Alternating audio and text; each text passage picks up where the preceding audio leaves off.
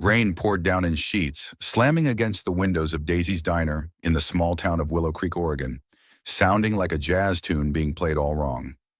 Lena Harper, 28, stood behind the counter, wiping the same white porcelain plate that had already been spotless for 10 minutes, her eyes flicking to the clock on the wall. 11:45 p.m.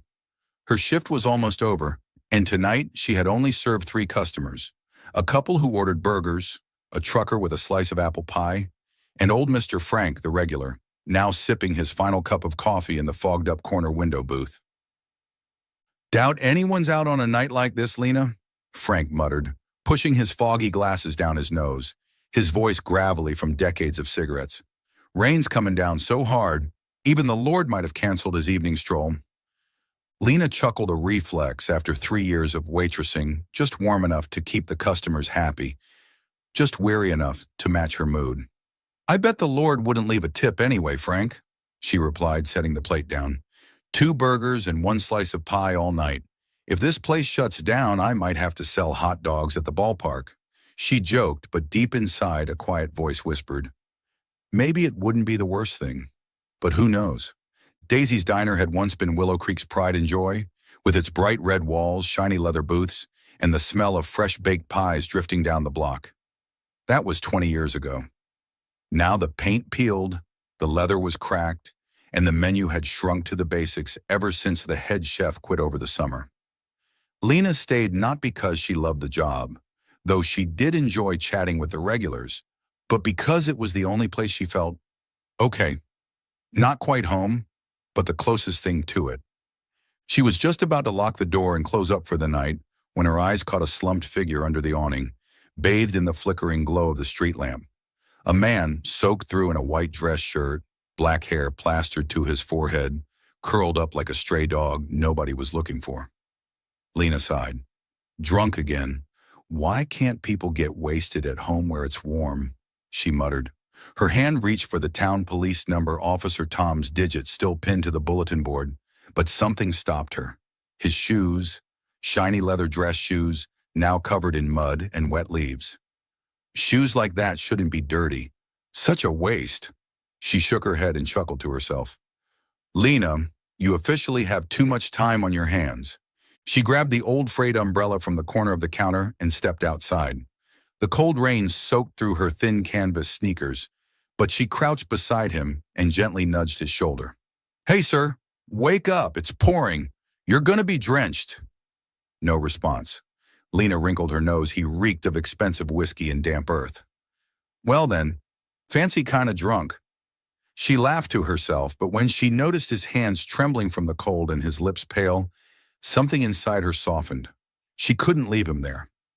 10 minutes later, the man was sitting in the corner booth on a worn-out red leather seat, staring at a plate of golden fried eggs and a slice of buttered toast.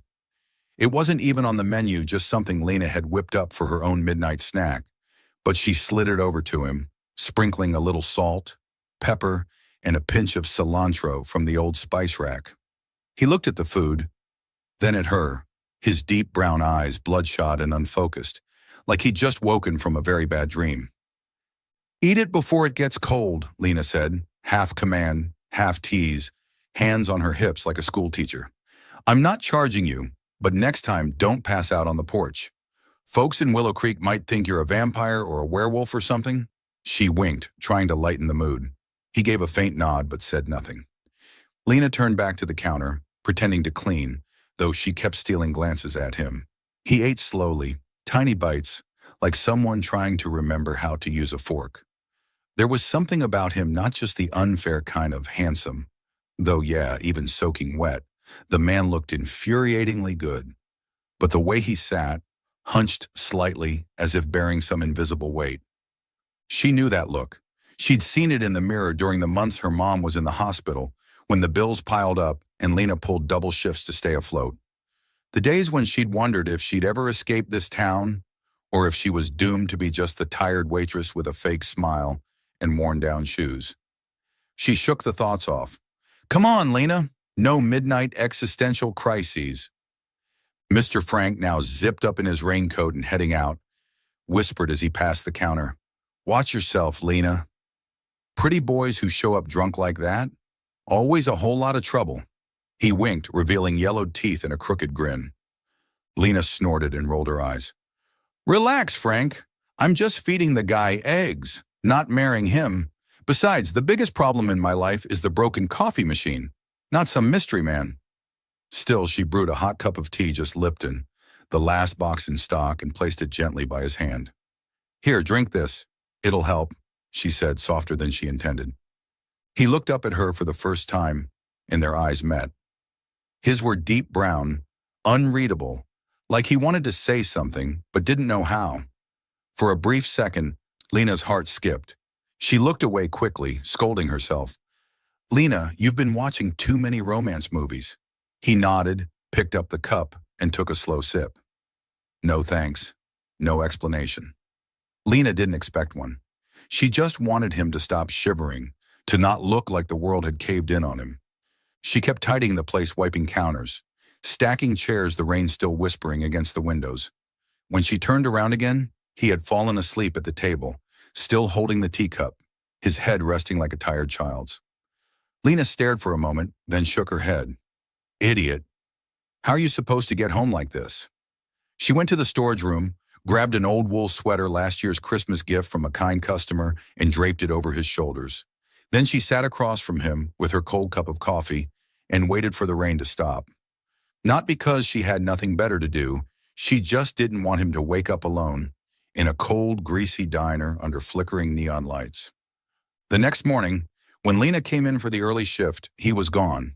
Only the empty teacup remained, and beneath it, a crumpled $50 bill, neatly folded. Lena raised an eyebrow, muttered, Well, if that's what a plate of eggs is worth, guess he is someone important, and dropped the money into the cash box with a soft laugh, then forgot about it. Life went on: regulars, coffee, pies, and long days at Daisy's Diner.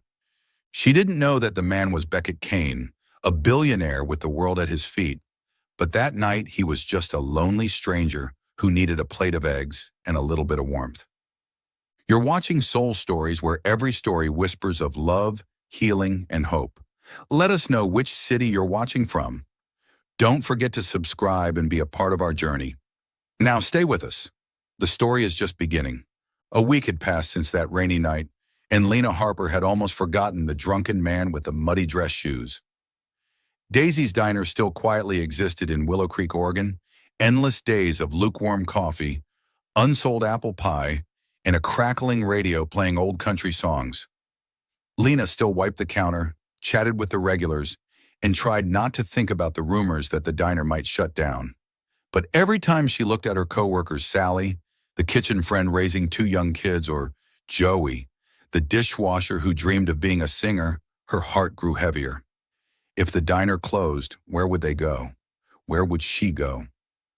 On a Wednesday afternoon, with pale sunlight filtering through the dusty windows, the doorbell jingled. Lena looked up, ready with her practiced waitress smile, only for it to freeze the moment she saw him, the man from the rainy night. But this time he wasn't drenched or slumped over. He wore a perfectly tailored black suit, his hair neatly styled, and those same dress shoes, now spotless, glided over the diner's worn wooden floors. He stood in the middle of Daisy's Diner, surrounded by the scent of grease and pie, like he'd stepped out of a luxury watch commercial. Hello, he said, his voice deep and commanding, like someone used to giving orders. I'm looking for Lena Harper. Lena blinked, still holding her cleaning cloth, her mind suddenly tangled. How does he know my name? Wait, this is the drunk guy, right? She glanced at her name tag, then silently cursed herself for the thought. That's me, she replied cautiously. What do you need? If this is about the tip from last week, I already put it in the shared jar. No refunds, sorry. She smirked, trying to joke away her unease. He didn't laugh, but the corner of his eye twitched like he was suppressing a smile. I'm not here about the tip, he said, stepping closer and placing a business card on the counter. Lena glanced down. Beckett Kane, CEO, Kane Hospitality Group. Beneath it, the sleek logo of a luxury restaurant chain she'd seen on TV, the kind that serves steaks worth a month's rent. She furrowed her brows, eyes darting between him and the card, as if trying to solve a riddle. Wait a minute, she said, folding her arms. You're actually rich? Then why were you passed out on my porch like some homeless guy? I mean, no offense, but that's weird. She bit her lip, realizing maybe she'd gone too far but didn't apologize. If he was loaded, he could handle her bluntness. He let out a dry, short laugh, barely a sound, but enough to soften the sharp angles of his face. It was a bad night, he said, his voice quieter. But I'm here for something else. This diner belongs to me, and I plan to shut it down. Lena felt like she'd been slapped with a bucket of ice water. She stood frozen, clutching the cleaning cloth, her mind suddenly blank.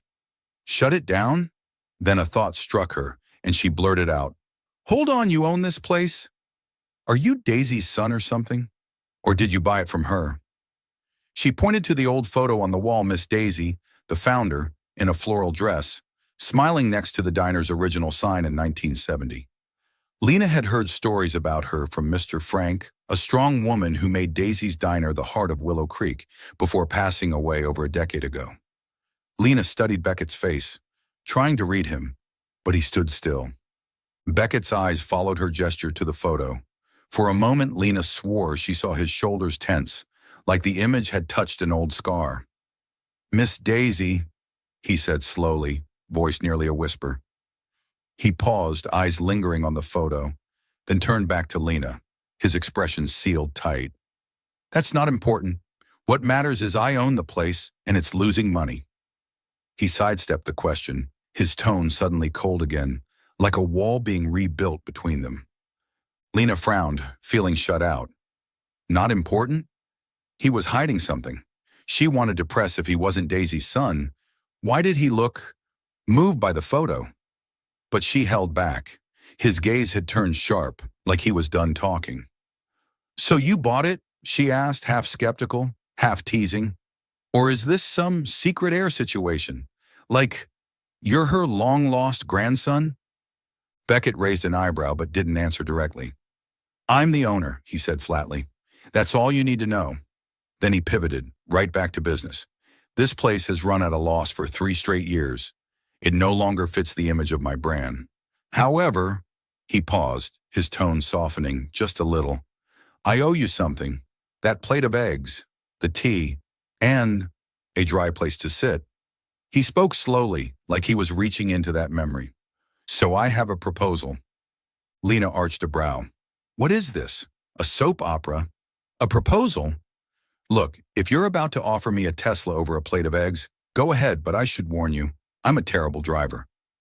Arms folded, she kept her tone light, but her heart thudded. The Daisy question still nagged at her, but she stayed quiet for now. "Not a Tesla," Beckett said, serious again. "I want you to manage this diner. If you can make it profitable, keep it alive, I won't shut it down. If not, I'll sell it in 3 months." He paused, meeting her eyes. "You'll have full control. Menu, staff, everything. I'll fund it." Lena blinked, then burst out laughing, the sound echoing through the nearly empty diner. "You're kidding, right? I'm a waitress, not some celebrity chef. I don't know a thing about management." She shook her head, the whole world suddenly upside down. But then she looked into his eyes, those deep, steady brown eyes, and the laughter died. "You're serious?" she murmured. "I don't joke about business," Beckett replied, voice like ice. "You have 1 week to decide. If you say no, I'll sell the property to a developer who wants to turn it into a high-end lounge." Lena felt heat rise in her cheeks. She wanted to yell that he was insane, that she was just a girl who dropped out of college to care for her mom, who only knew how to pour coffee and make people laugh. But then she thought of Sally, Joey, Mr. Frank, and all the regulars people who treated Daisy's Diner like a piece of their lives. She looked at the photo of Daisy and wondered how she would have fought for this place. "You want me to own it?" Lena asked, her voice unsteady. "Like sign papers? Be the legal owner?" Beckett shook his head. "Number, just manage it. I'll remain the owner. But if you succeed, I'll consider a proper reward." Lena squinted. "A reward? What is this? Who wants to be a millionaire?" She sighed, glancing out the window, where puddles shimmered in the afternoon sun. She didn't believe she was the one to save the diner, but she couldn't let everyone lose their jobs either. Not because she was some hero, just because she knew what it felt like to lose the only place you belonged. All right, she said, voice small but firm. I'll try. Not for you or your expensive suit. For the people here. She nodded toward the back, where Sally was wiping tables and Joey was scrubbing pans. But I'm warning you, if you try to add caviar to the menu, I will spill coffee on that suit. Beckett raised an eyebrow, clearly surprised. Fair enough, he said, lips curling slightly. No caviar. I'll be back in a week. He turned, walking toward the door, leaving Lena standing behind the counter, clutching her dish towel. As the bell jingled again, Lena muttered, Lena Harper, you just agreed to manage a diner on the brink of collapse. Congratulations, you're officially insane. But somewhere deep inside, she felt a flicker. Not hope, but determination. She didn't know who Beckett Kane really was, or why he dodged her questions about Daisy. But she knew one thing. She wasn't letting Daisy's diner go down without a fight. Chapter 3. Reluctant Partners. A week had passed since the man in the suit walked into Daisy's diner and dropped the "manage it or I'll shut it down" bomb on Lena Harper's life, and she still couldn't quite believe she had said yes. Every morning when she unlocked the door, she looked at the photo of Miss Daisy on the wall and muttered, "If you were still here, you'd probably tell me I've lost my mind." But then she'd see Sally smiling at a customer, Joey humming one of his original songs in the kitchen, and Mr. Frank sipping his coffee in his usual corner booth, and she knew she had no choice. Daisy's Diner wasn't just a restaurant. It was a home, even if the roof leaked and everything smelled like old grease. True to his word, Beckett Kane returned on Tuesday morning this time without the sharp suit. He wore a rolled-up dress shirt and slacks, looking less like a billionaire and more like a guy who just left a tense meeting. Lena, wiping down the counter, glanced at him and raised an eyebrow. "No suit today. I figured you slept in a closet full of James Bond tuxedos." Beckett gave her a faint smirk, one of those rare expressions Lena had come to recognize as his version of trying not to be annoyed. "I'm here to work," he said, placing a thick folder on the counter. "Renovation plans, a revised menu, cost estimates." He tapped the papers like he was giving a boardroom presentation. "If this place is going to be profitable, we need to make changes." Lena stopped wiping, folded her arms, and looked at him like he'd just suggested painting the diner neon pink. "Changes? As in, turning this place into some swanky lounge with chandeliers and $200 steaks?" She gestured around worn red leather booths, scratched wooden tables, and the ancient jukebox Joey liked to fire up just to mess with customers. "Our folks come here for pie and coffee, not for whatever that is in French." Beckett sighed, sliding onto a stool, looking more tired than she expected. "Lena, I don't want to turn it into a lounge, but this place is dying. The furniture's falling apart.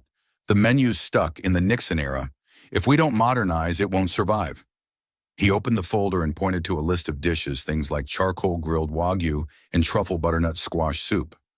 "This is what today's market wants." Lena glanced at the list and burst out laughing. "Truffle? You really think Mr. Frank's going to trade his burger for truffle soup?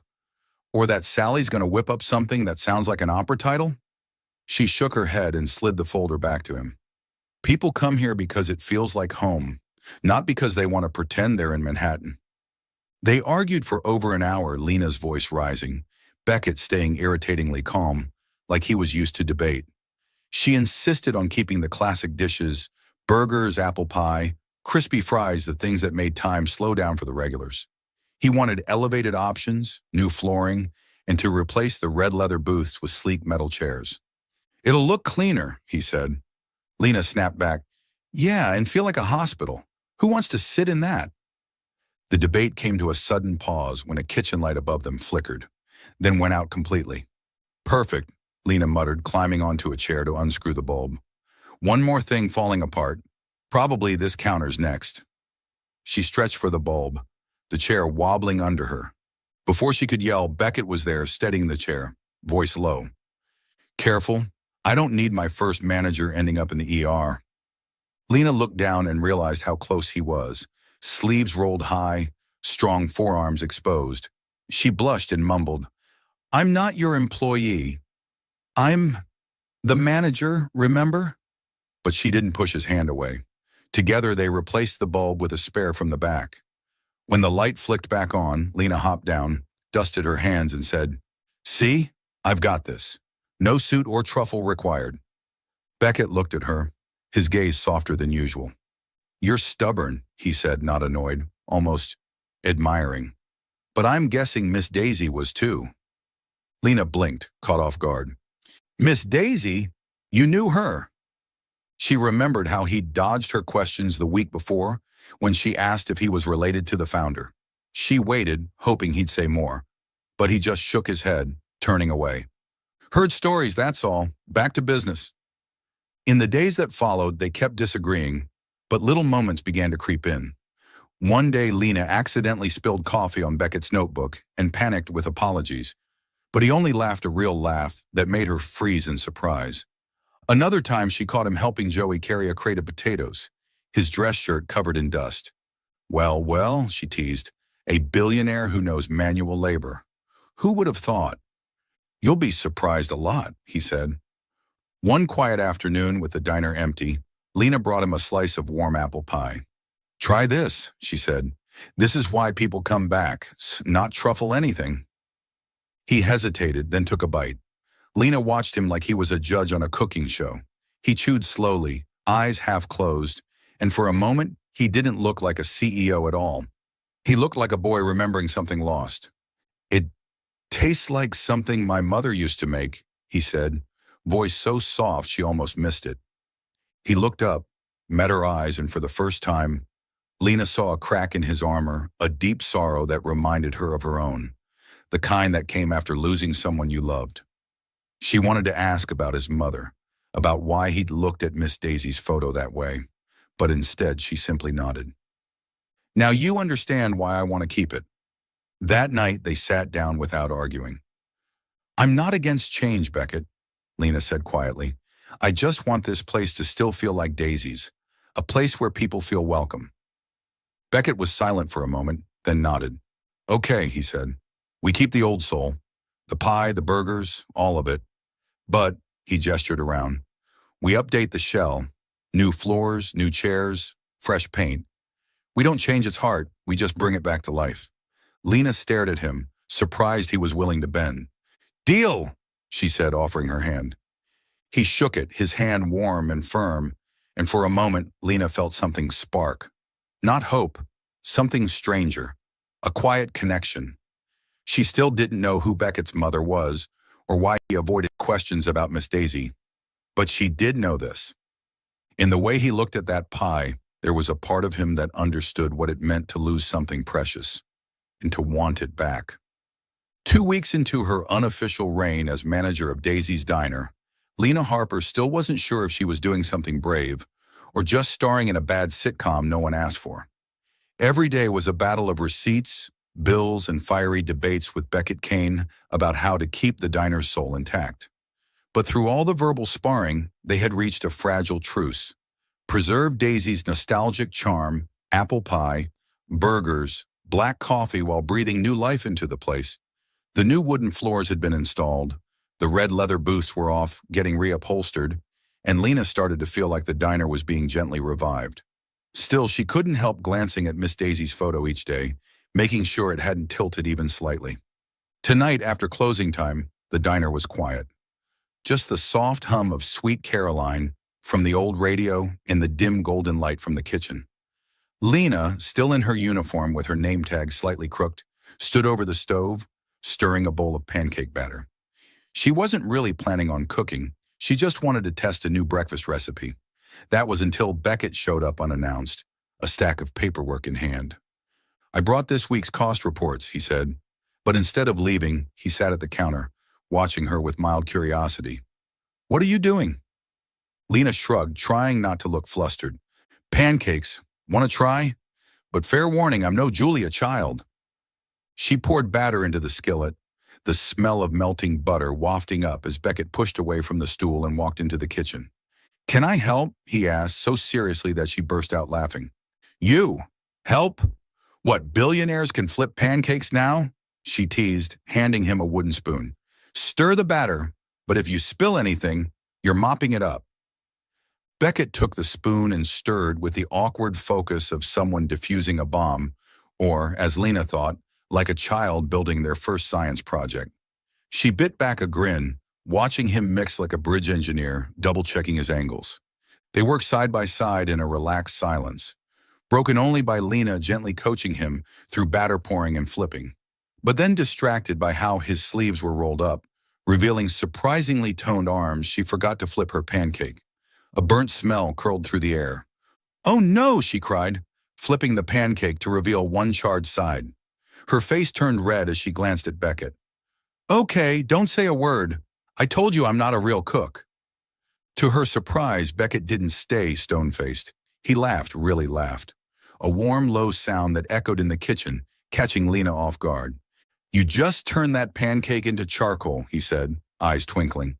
"Should I dock your pay for destroying company property?" But his voice held no teasing edge, just gentle amusement.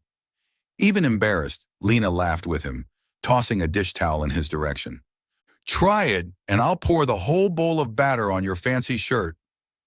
They stood there grinning in the haze of kitchen smoke, and Lena realized it was the first time she'd seen Beckett truly human, not the cold CEO, not the man who dodged her questions about Miss Daisy.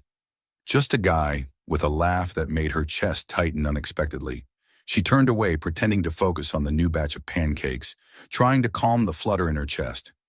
"Get it together, Lena. He's your boss, not your high school crush." Trying to break the tension, she slid a fresh, non-burnt pancake toward him. "Here, try it. If you hate it, I'll quit right now." Beckett picked up a fork and took a bite.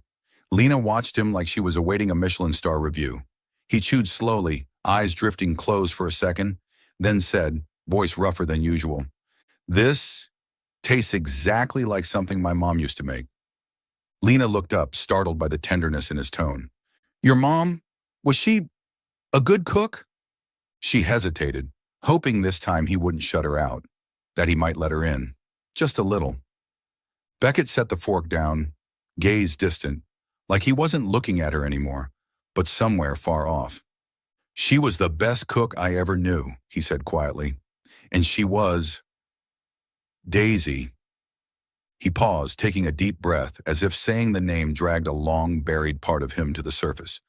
"My mother, Daisy Kane." Lena froze.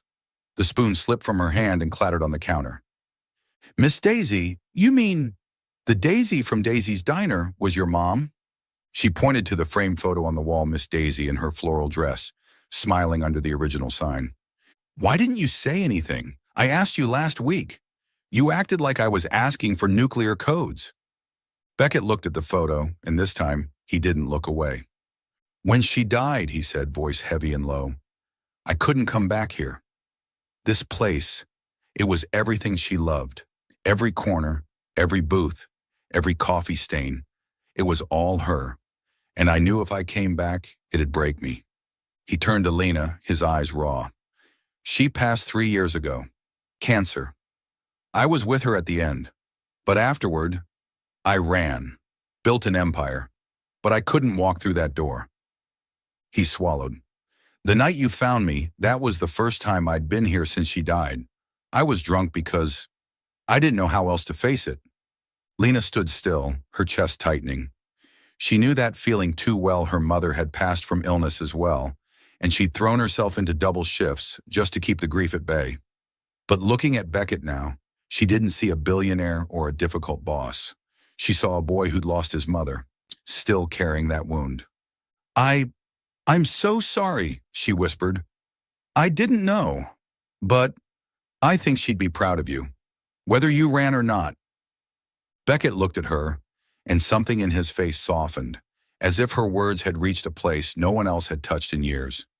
"You know," he said, "you remind me of her, not because of the burnt pancakes, but because you care.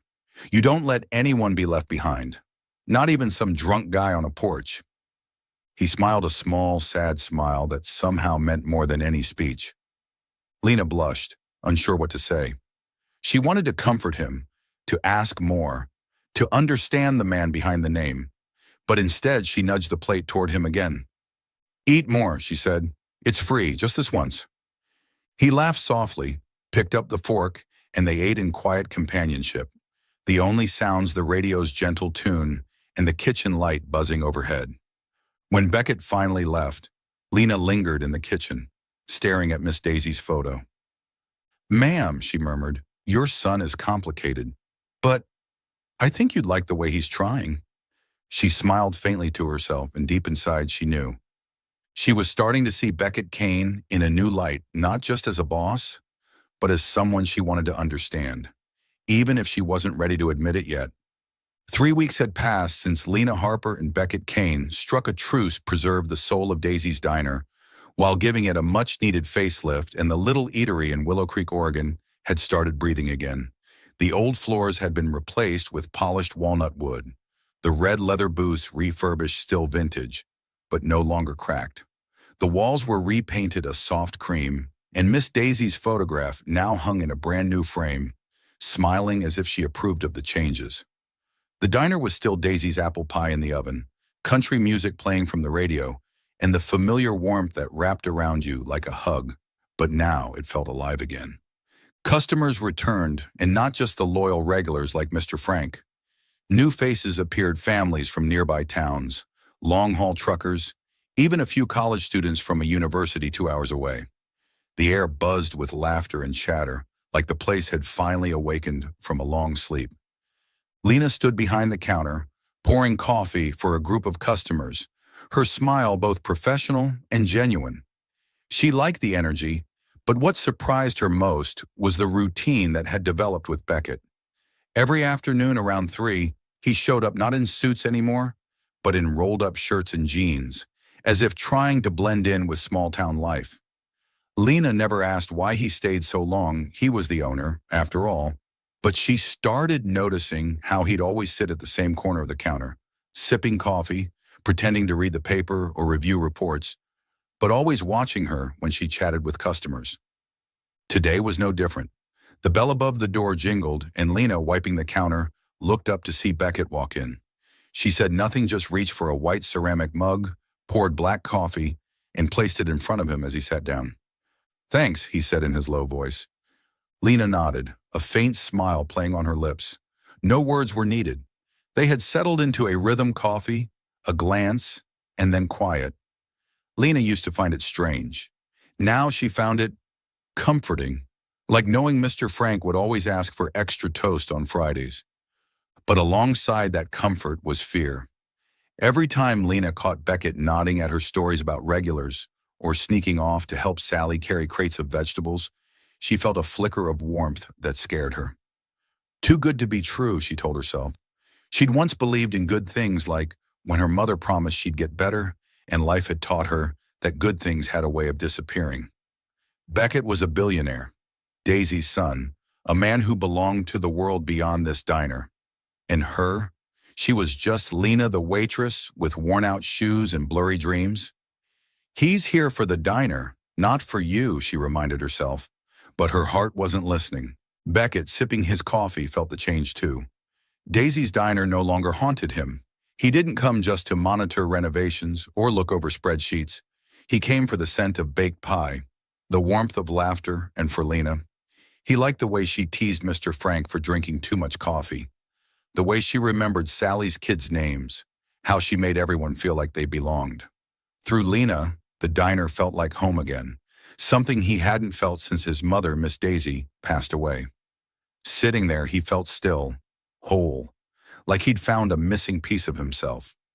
They still argued, of course, and it had become the highlight of both their days. Today, Lena brought out a handwritten menu suggestion, and Beckett immediately frowned.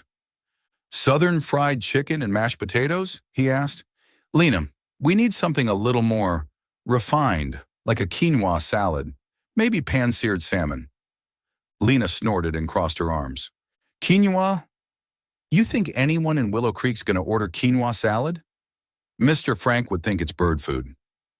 She pointed out the window at a group of truckers munching on burgers. "These folks want real food, not something that belongs on Instagram." Beckett sighed but couldn't hide the twitch of a smile. "You're more stubborn than my mother, and that's saying something." He tapped his pen against the counter. "All right, keep the fried chicken, but I want to try one soup pumpkin. No truffle, I promise." Lena raised an eyebrow, pretending to consider. Pumpkin soup? Fine, but only if you promise not to call it some fancy French name like velouté. Around here we call it soup, plain and simple. They both laughed. The arguments weren't really arguments anymore. They had become a kind of dance, one step forward, one step back, always finding common ground in the end. After closing time, once the last customer had left, Lena stayed behind to clean up. To her surprise, Beckett didn't leave. He helped her stack chairs. She looked over, puzzled. Aren't you supposed to be in Portland or something? I'm sure there's a dozen board meetings waiting on you. Beckett shrugged, wiping down a table. They can wait. Besides, I like it here better. He said it casually, without fanfare, but Lena felt her heart thump harder. He likes it here? What did he mean by that?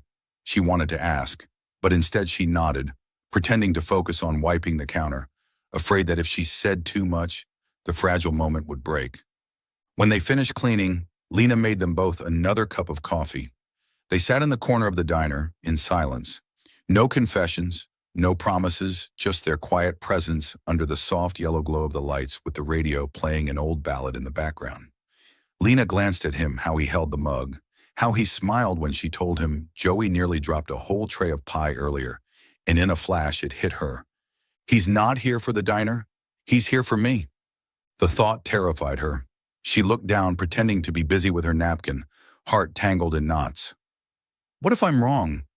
What if he's just being kind out of pity, or guilt, or nostalgia for his mother? She wanted to believe he saw something in her, but the fear lingered. Her heart, already cracked so many times, might not survive another misread. Beckett, as if sensing the shift in her, looked up. You okay? He asked gently. Lena smiled, hiding the tremble in her chest. I'm fine. Just, the diner's been busier lately. Kinda tiring, but good, right? She glanced around the warm light, the empty booths that would be full again tomorrow, the memory of laughter still echoing. Beckett nodded, his eyes lingering on her longer than usual. Good, he said softly, and not just because of the diner. Lena felt her breath catch, but before she could respond, Beckett stood, tapping the counter lightly. I'll be back tomorrow, he said. Don't forget my coffee.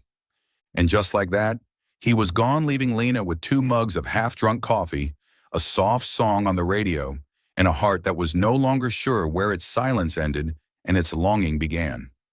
Still following the story? If this story found you outside of Soul Stories, we invite you home to where every touching tale begins with truth, hope, and heart. Daisy's Diner was now busier than ever, as if Willow Creek had finally remembered that the little eatery was the heart of the town.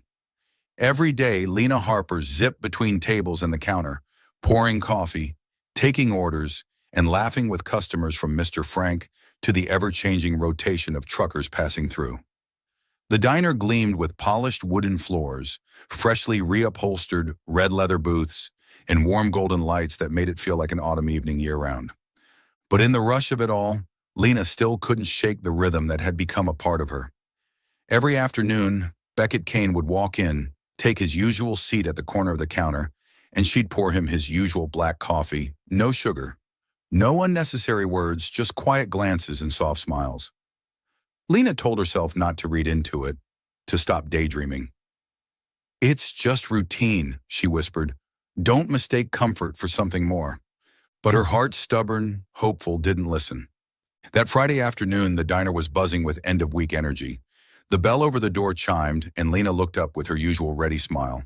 But instead of a familiar face, a woman stepped in like someone who had gotten lost on her way to a New York runway show. Tall, with sleek blonde hair, she wore a scarlet bodycon dress and razor-sharp heels. Her icy blue eyes scanned the diner like it was a thrift store she didn't mean to walk into. Lena blinked, suddenly feeling like the diner had shrunk under that gaze. Hi there, she said, flashing a slightly forced smile. Welcome. You can take a seat. Here's the menu. The woman didn't answer. She looked Lena up and down, from the simple diner uniform to her worn canvas sneakers. I'm not here to eat, the woman said coolly, her voice laced with condescension. I'm looking for Beckett Kane. He's here, isn't he? She tilted her head, smiling thinly like a blade.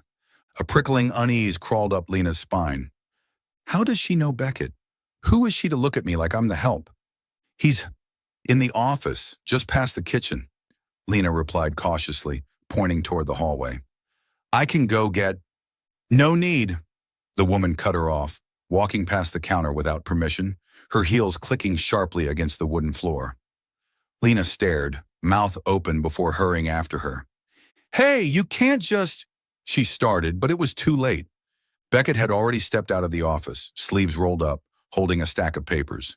He froze when he saw her, surprise flashing across his face before his features turned cold. Clara, he said, voice flat, what are you doing here? Clara, so that's her name, smiled, but the smile didn't reach her eyes.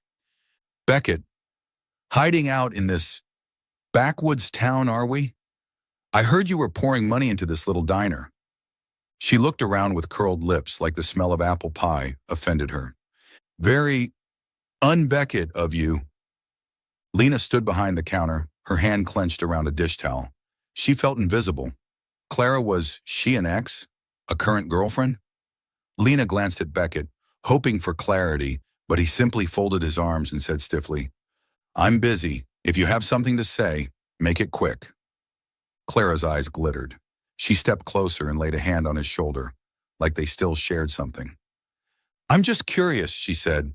You swore you'd never come back here, not after your mother, and now you're playing renovation with... She turned, her gaze slicing into Lena. Her? This waitress? Seriously, Beckett, who is she?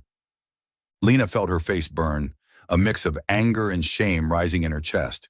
She wanted to scream, I'm not just a waitress. I'm the one trying to save this place. But the words tangled in her throat. She looked down at her worn shoes, suddenly feeling small. Like every coffee she'd poured, every late night spent beside Beckett, every quiet laugh, they meant nothing next to this woman who looked like she belonged in a penthouse suite. But before she could speak, Beckett stepped forward and gently removed Clara's hand from his shoulder. She's Lena, he said, voice calm but razor sharp. She's the one running this diner, and she's the only person who didn't care who I was, but gave me a plate of eggs when I needed it most. He met Clara's eyes without flinching. And you, Clara, you came here to remind me why we broke up? Clara blinked, her poised smile faltering. Still bitter, huh? She snapped. I just wanted to see what kind of mess you were wasting your time on. This place, she gestured to Lena. They're not worthy of you. You're Beckett Kane, not some handyman in a dumpy diner. Lena's heart twisted. Clara's words hit where it hurt most. I'm not good enough. I never will be. She turned away, pretending to clean the espresso machine, her vision blurring. She wanted to disappear, to melt into the walls and escape the weight of Clara's judgment and Beckett's silence. But Beckett didn't stay quiet. That's enough, he said, voice suddenly glacial. Lena is worth more than 100 upscale lounges you think are worthy. You don't understand this place. You didn't understand my mother, and you sure as hell don't understand me. Leave, Clara. Don't come back. Clara stood frozen, her cheeks flushed red. Then she let out a bitter laugh. Fine, but you'll regret it when reality hits you. She turned on her heel, heels clicking, and vanished out the door, leaving a silence behind that was heavier than any noise. Lena stood behind the counter, hands trembling as she held the cloth. Beckett's words echoed in her mind. She's the only person who didn't care who I was. And they stirred something deep in her. Gratitude, confusion, hope, pain. He defended her. But why? Was it pity? Did she remind him of his mother?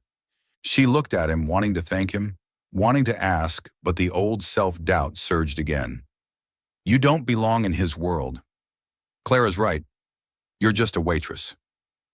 Beckett stepped closer, his voice gentler now. Don't let her get to you.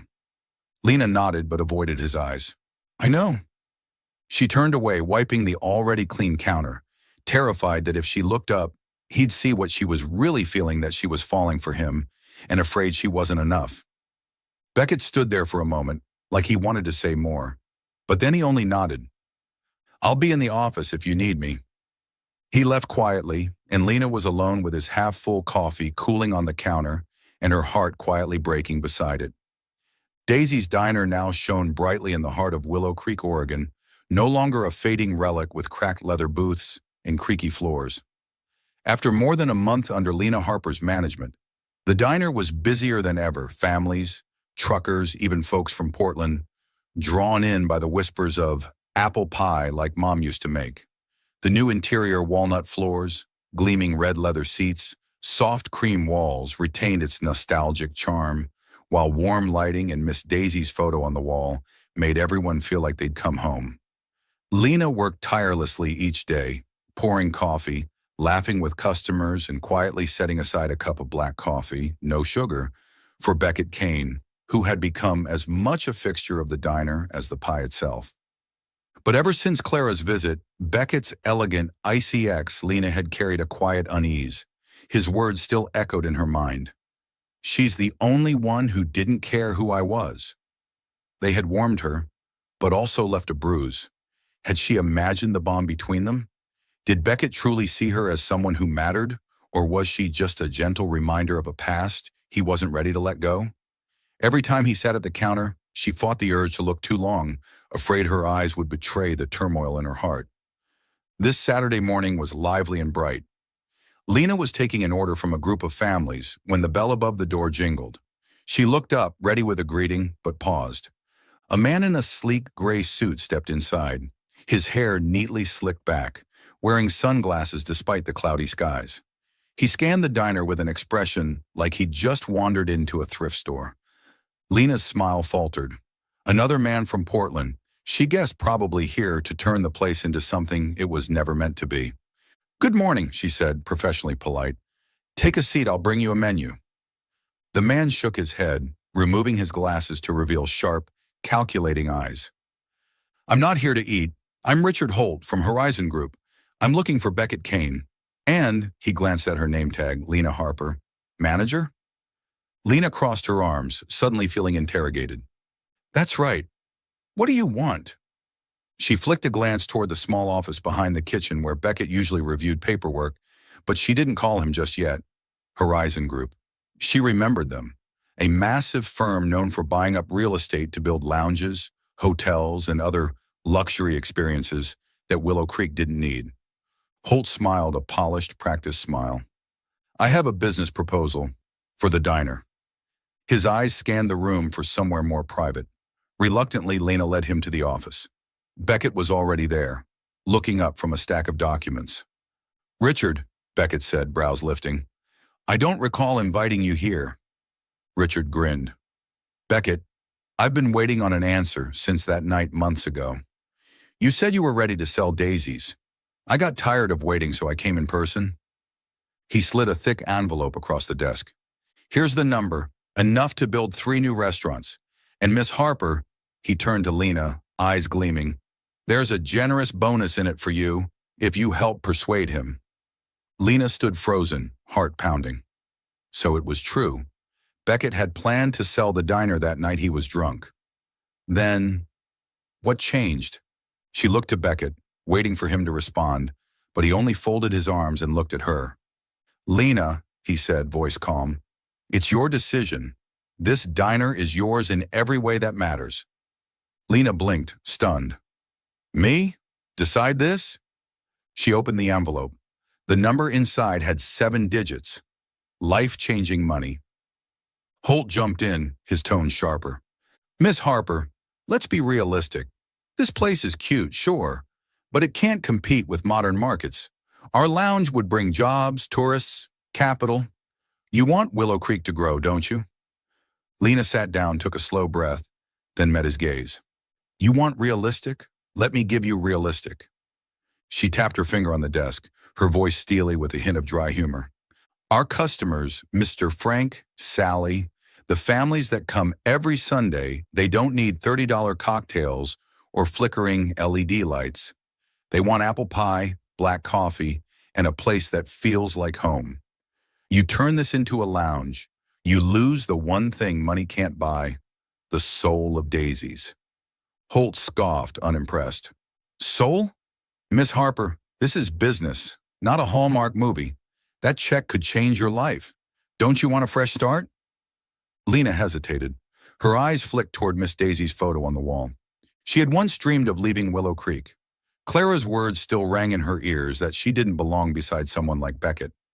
Maybe if she sold the diner, she could disappear with the money, outrun the ache of not being enough. But then she thought of late nights with Beckett, the scent of burnt pancakes, Sally's laughter, Mr. Frank always tipping extra for a cup of plain coffee. Daisy's wasn't just a diner, it was home. No, Lena said, pushing the envelope back toward Holt. I'm not selling. Daisy's isn't for sale. It's ours. And I'm not going to let you turn it into a nightclub for Portland elites. She looked at Beckett, bracing for a challenge, but he only nodded, his eyes shining with something like pride. Holt stood abruptly, his face red. You'll regret this, he said sharply. Both of you. He stormed out, the door slamming behind him. The silence left in his wake was thick. Lena and Beckett remained in the office, just the two of them. Lena sank into the chair, her hands trembling slightly, caught between pride and fear. She looked over at Beckett, who was calmly gathering papers. She swallowed, then asked softly, Beckett, why did you let me decide that? Holt said you planned to sell this place the night you got drunk. What changed? Why did you pick me a waitress who knows nothing about business to run this place? Beckett paused, his gaze drifting to Miss Daisy's photo. Then he walked to the window, looking out at the soft light over Willow Creek. When he turned back, his dark eyes were open earnest.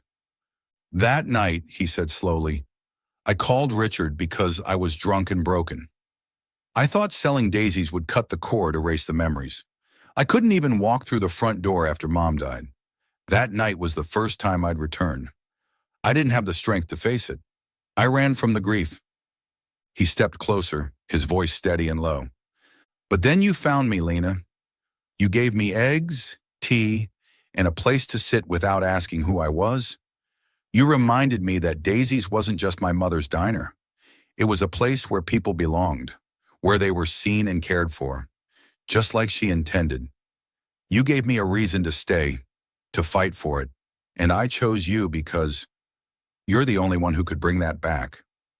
Lena stood still, heart thudding, eyes stinging. She wanted to say she was scared, that she wasn't sure she was enough, but the way he looked at her with respect and something deeper left her breathless. You really believe in me that much? She asked quietly, trying to lighten it with a laugh. I mean, I just turned down $1 million. I might actually be crazy. Beckett laughed a full, warm laugh that made her chest flutter. You're not crazy, Lena. You're braver than you know. And you just did something my mother would have been proud of. He tilted his head, looking at her like he was seeing something new. I'm proud of you. She blushed, murmuring, Don't count on me turning down $1 million again. I'm not sure I'm that brave. They laughed and quietly returned to their tasks, as if nothing had changed. But Lena knew this decision wasn't just about saving Daisy's. It was about saving herself, about choosing to stay, to stand, to be more than she once believed she could be. And when she glanced through the kitchen window and saw Beckett helping Joey unload a crate of potatoes, she felt something stir in her chest, not just admiration, but a flicker of trust, maybe even love. And for the first time, Lena thought, maybe I am enough. Daisy's diner had never looked more radiant than it did tonight. Twinkling string lights hung along the porch. The red sign was freshly polished, and the smell of apple pie blended with Southern-style fried chicken drifted through Willow Creek, Oregon. The reopening party, meticulously planned by Lena Harper, was her way of thanking loyal customers, welcoming new faces, and proving that Daisy's was still the heart of the town. Extra tables were set up outside. Joey's old jukebox played cheerful country tunes, and the whole town seemed to gather, bringing laughter and old stories with them. Lena darted from table to table, a tray of burgers in hand, her smile bright even though her worn canvas shoes were beginning to ache. Mr. Frank, don't eat all the pie, she teased as she caught him with 2 plates. Mr. Frank winked and replied, You make me feel 20 years younger, Lena, so I need to eat twice as much. Nearby, Sally was telling a group of guests about the time her son drew a picture of Daisy's to hang in class, and Joey, dressed unusually neat in a clean shirt, hummed along with the music, making a few kids giggle. Amid the cheerful chaos, Lena glanced over to the counter where Beckett Kane stood, sleeves rolled up, helping pour coffee for customers. He blended into the crowd more naturally than she had expected, though he was still a little awkward when an old lady pulled him into a story about Miss Daisy. Lena laughed softly to herself. Well, who would have guessed the billionaire could pour coffee? But her heart skipped a beat when he looked up, caught her gaze, and smiled a real smile that made her turn away to hide the flush in her cheeks. As the night went on, the party grew more lively, but Lena knew the most important moment was coming. She climbed onto a chair, grabbed Joey's old microphone, and tapped her glass, quieting the crowd. Everyone, she began, her voice slightly shaky. I'm not great at speeches, so if I mess this up, feel free to throw bread at me.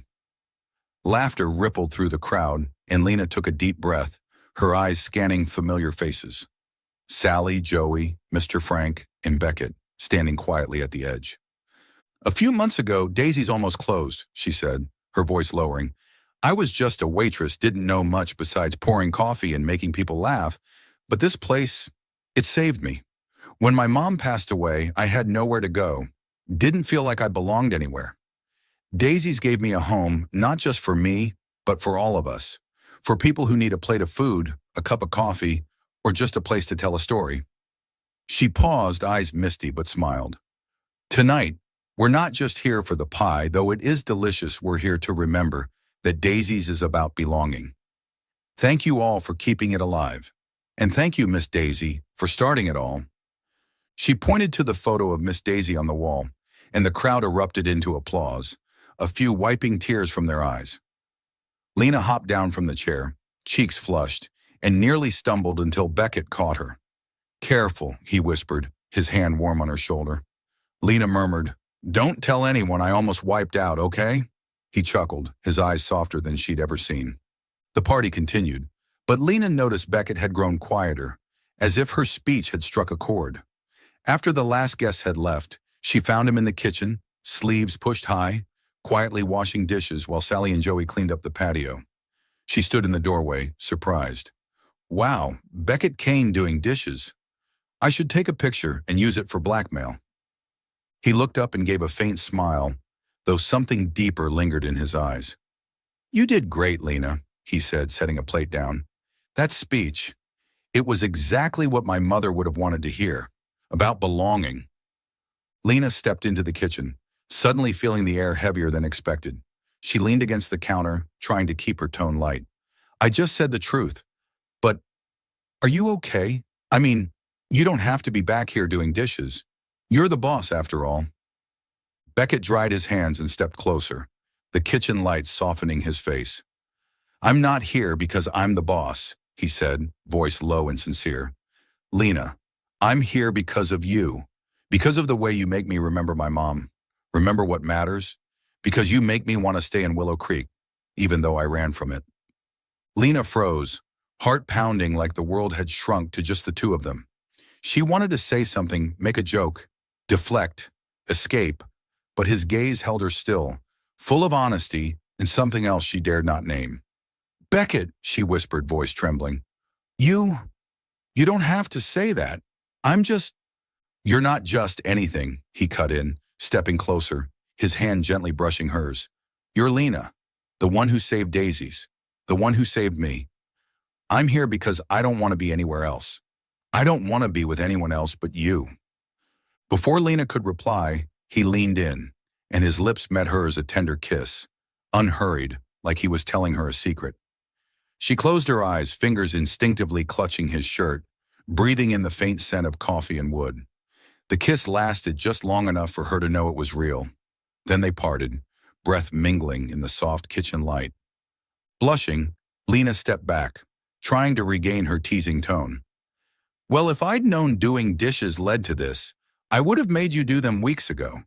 But her voice trembled, and she knew he could feel her heart racing. Beckett chuckled, a light laugh, but his eyes never left her. I'll do the dishes every day if that's what you want, he said, and Lena laughed too, a little piece of fear inside her melting away. They kept cleaning up side by side, not mentioning the kiss again, but the air between them had shifted softer, closer. When Lena locked the diner doors and looked at the string lights twinkling outside, she glanced at Beckett, waiting for her under the moonlight. "Miss Daisy would like you this way," she said quietly. "No suit, just you." He smiled, gently took her hand. "And she would love you, Lena, just like I'm starting to." They walked down the empty street, and for the first time, Lena wasn't afraid that it was all too good to be true. You're watching Soul Stories exclusive to our channel. If you're still with us, drop a comment. We read and cherish them all. Subscribe to support more heartfelt, original stories. Thanks for being part of the Soul Stories family.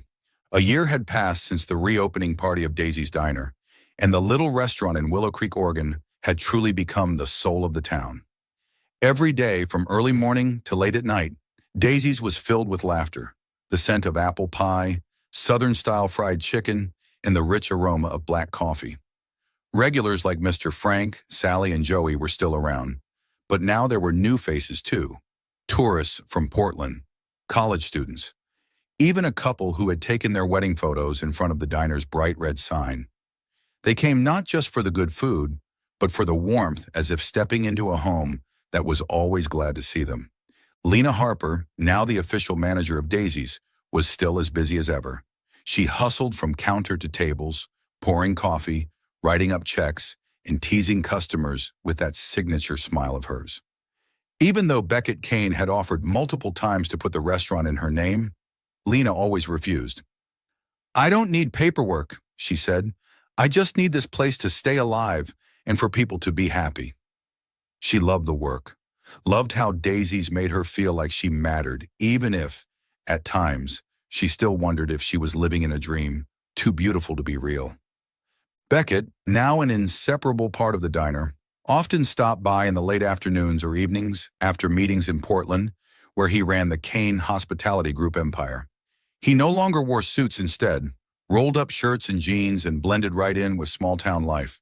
Some days he helped in the kitchen, slicing potatoes with practiced ease. Other days he just sat at the corner of the counter reading the paper, though his eyes were always on Lena the way she chatted with customers. Wiped the counter, made everything seem to shine. They exchanged tender glances, secret handholds behind the kitchen door, quick hugs in the prep station, and sometimes a stolen kiss when no one was watching.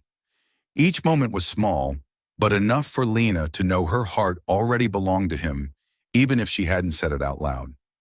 One ordinary Friday night, after the diner had closed, only Lena and Beckett remained. Lena was wiping down the counter when Beckett suddenly stepped into the kitchen and pulled out a skillet. "I'm cooking for you," he said with a wink. "Fried eggs, like the first time." Lena raised an eyebrow, leaning against the kitchen doorway, trying not to laugh. "Wow, recreating the legendary drunk night? Careful, I'm out of teacups." Beckett chuckled as he cracked eggs into the pan, the smell of melting butter filling the air. "No alcohol, no collapsing on the porch," he said. I wanted to remember the moment you made me want to stay." He flipped the eggs awkwardly but carefully, and Lena realized he was more serious than she'd expected. They sat at the corner counter with 2 plates of fried eggs and toast, the dim yellow light casting a warm glow like a quiet embrace. Lena took a bite and teased, "Not bad, but I still win for that burnt pancake." Beckett laughed, but his eyes grew distant, like he was seeing something from long ago. "You know," he said softly, "my mom used to cook eggs just like this, every Sunday morning, just her and me, in her little kitchen before Daisy's even existed." Lena stopped chewing, set her fork down, and waited. She knew he rarely spoke of Miss Daisy. Every time felt like pulling up an old wound. "She was everything to me," he said, voice low. "She built Daisy's from scratch with a dream of creating a place where people felt welcome. I grew up here, running around the counter, sneaking pie, listening to her talk about the customers. When she passed, I couldn't take it. Cancer took her too fast, and I ran. For 3 years, I couldn't come back because every corner reminded me of her. The night you found me, I was ready to sell the place, just to forget the pain. But you reminded me what she wanted." Lena took his hand, feeling the warmth of it in hers. "Beckett," she whispered, "Miss Daisy would be proud. Not just because of the diner, but because of you. You stayed." He looked at her, eyes full of emotion. I stayed because of you, Lena, he said. You made me want to face the pain. You made me want to keep my mother's dream alive. You're the reason Daisy's is still here, and the reason I want to be here every single day. Lena blushed, her heart pounding, but before she could respond, Beckett stood up, walked around the counter, and knelt on one knee in front of her. She froze, mouth open in shock, as he pulled a small box from his shirt pocket and opened it to reveal a simple silver ring, gleaming under the kitchen light. Lena Harper, he said, voice trembling but sure. I can't promise you everything, but I promise to wash the dishes, cook the eggs, and be here with you every day. Will you marry me? Lena blinked, tears streaming down her cheeks, but she laughed, voice thick. You're crazy. Who proposes in a kitchen that smells like fried eggs?